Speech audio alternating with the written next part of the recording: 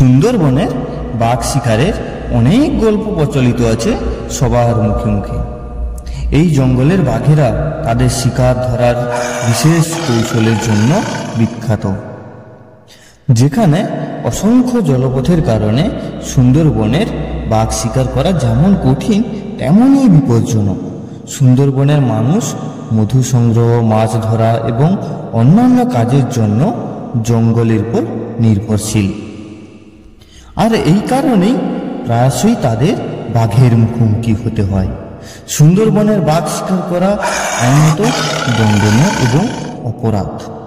তবুও বনভূমির সুরক্ষার জন্য কঠোর ব্যবস্থা নেওয়া হয়েছে। তবে কখনো কখনো দুর্ভাগ্যবশত বাঘ মানুষ শিকার করতে পিছুপা হয় না। এমনই আজ এক ঘটনার সম্মুখীন আমরা হতে চলেছি।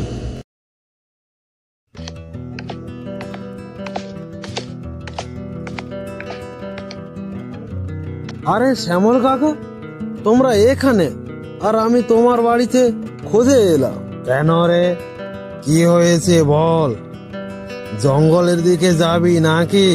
হ্যাঁ গো শ্যামল কাকা, ওই জঙ্গলের দিকে যাব বলে আসলাম তো, কিন্তু আমার তো পাস শেষ হয়ে গেছে। আর যদি ফরেস্ট অফিসারের হাতে পড়ি তাহলে তো জরিমানা দিতে হবে গো। তোমরা কি আমার সঙ্গে ফরেস্ট অফিসের দিকে যাবে? আরে হ্যাঁ রে মলয়, আমিও শ্যামল কাকাকে এই কথা বলতে এসেছি। আমারও পাসখানা হারিয়ে গেছে। তাহলে বেশ, তো চলো আমরা সবাই একসঙ্গে আগে ফরেস্ট অফিসের দিকে যাই। যদি পাস মিলে তাহলে জঙ্গলের দিকে যাব। পাস মিলবে না মানে এমন কোনো কথা হলো নাকি?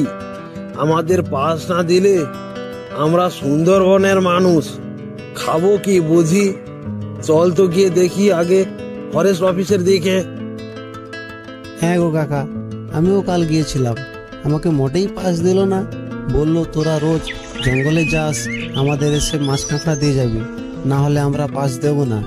তাহলে এই কথা, চল আজকে যদি না দেয় আমরা সবাই আছি, সারাদের জোর খেলাবো। মলয়, তুই কি যে বলিস না, আমাদের এ কাজ করা যাবে না রে। আমরা সব সময় জঙ্গলে যাই, আমাদের জঙ্গলে যেতে পাসও লাগে। জঙ্গল হলো আমাদের জীবিকা। তুই যদি এই কাজ করিস তাহলে আমরা সবাই গভর্নমেন্টের কাছে কেস খেয়ে যাব। বলেও এই কথা মুখে আনবি না।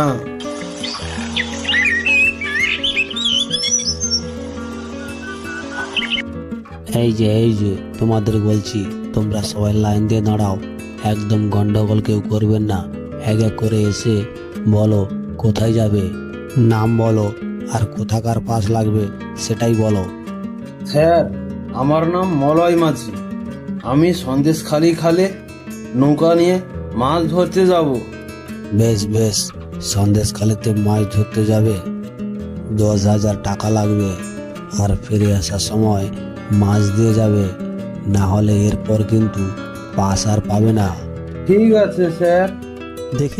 দেখেছো কাকা, আজকাল ফরেস্টার অফিসাররাও বসে বসে কমিশন খাচ্ছে। আমরা জীবনের ঝুঁকি নিয়ে জঙ্গলে যাব, আর এরা এখানে বসে বসেই কমিশন নেবে।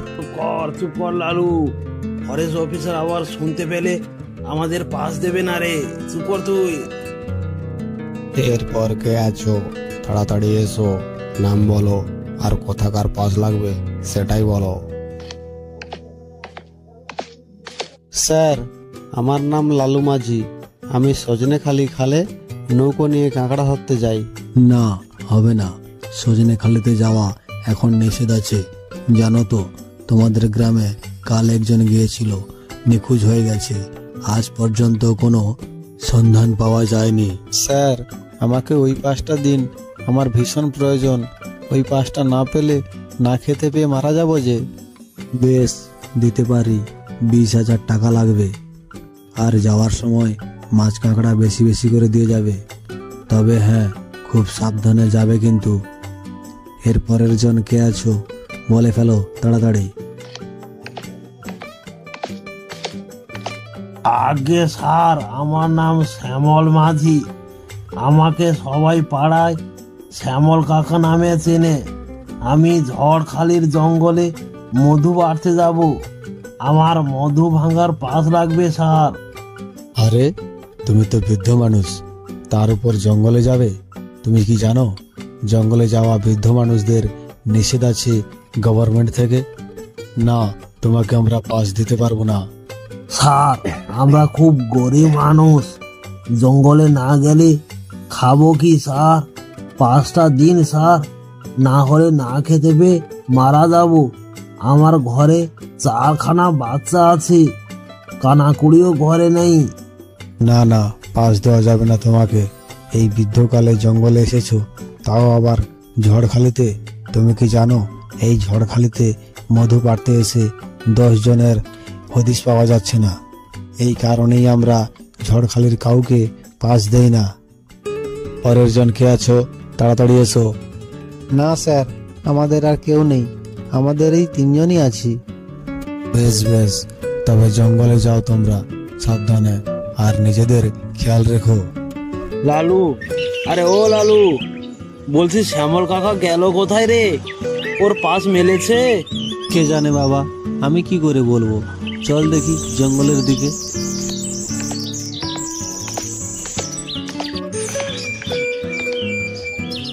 বলি ও শ্যামল কাকা, আরে একা একা নৌকোতে বসে কি ভাবছো? পাস টাস মিলেছে তো নাকি গো?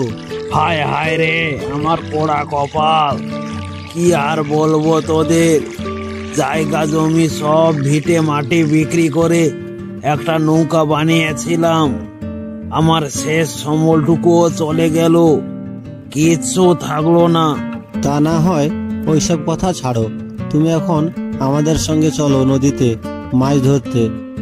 জোয়ার তো হয়ে এলো গো। হ্যাঁ হ্যাঁ কাকা, তুমিও আমাদের সঙ্গে চলো।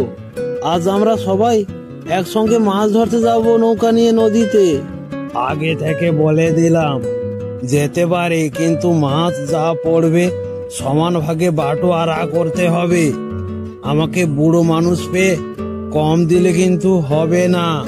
হ্যাঁ গো কাকা, আমরা সেরকম হিংসুটে মানুষ নয় গো। তুমি হলে আমাদের পড়োশি মানুষ, তোমার সঙ্গে কি আর আমরা এইরকম করতে পারি? কাকা, তুমি হলো আমাদের টিমের অভিজ্ঞ মানুষ, তুমি বলে দাও কোন দিকে গেলে ভালো মাছ কাঁকড়া পাওয়া যাবে। এমনিতেই নদীর হালচাল ভালো নয় গো, তাড়াতাড়ি বাড়ি ফিরতে হবে যে। আরে ভাইপো, আমিও কি করে বলবো? ফরেস্ট অফিসাররা আমাকে পাস না দেওয়ায় আমার আর মাথা কাজ করছে না রে।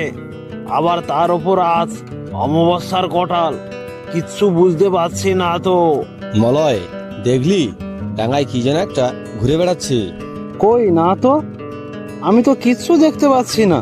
ওই দেখ মলয়।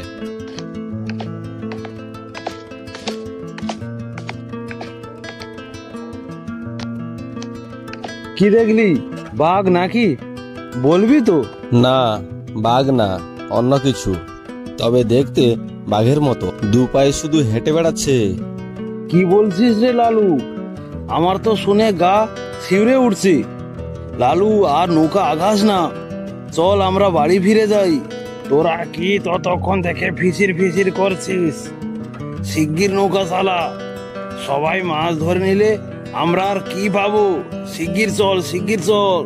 কাকা, তুমি কি কোনো খেয়াল করেছো ডাঙ্গার দিকে?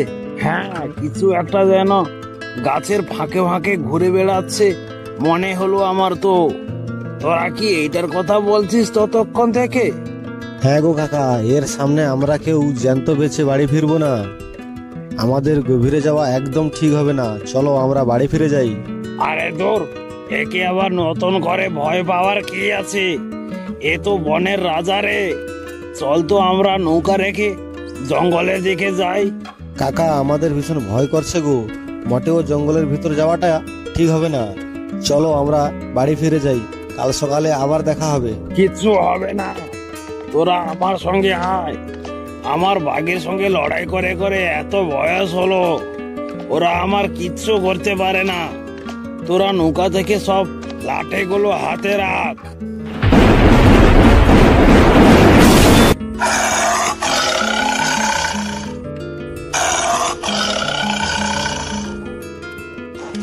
ওরে বাবারে, এ তো দেখছি ভূত বাঘ রে বাবা, সবাই পালা পালা, দৌড়া দৌড়া, সবাই দৌড়া। হ্যালো আমার ছোট ছোট কার্টুন প্রিয় বন্ধুরা, আমাদের এই গল্পটিকে ভালোবেসে লাইক কমেন্ট শেয়ার করতে ভুলবে না এবং গল্পটির কোন পার্টটি ভালো লাগলো কমেন্ট করে বলবেন। সঙ্গে থেকো, পাশে থেকো, আমাদের নতুন ভিডিও খুব তাড়াতাড়ি আসছে।